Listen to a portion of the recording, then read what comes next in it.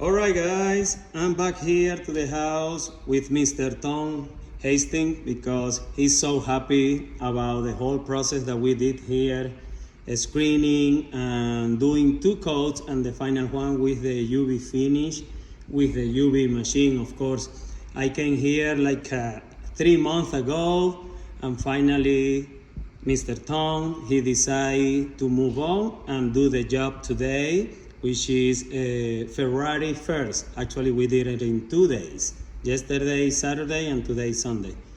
So guys, I'm gonna let Mr. Tom take over. Go ahead, Mr.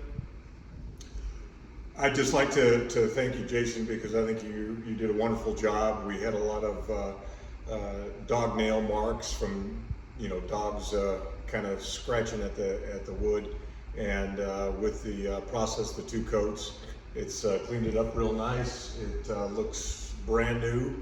I appreciate the fact that you worked on a Saturday and a Sunday so that we could get it done and still be able to watch our grandson tomorrow on a Monday.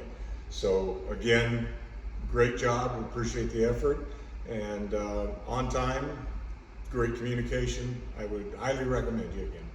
Thank you, Mr. Tom. All right, guys, stay tuned.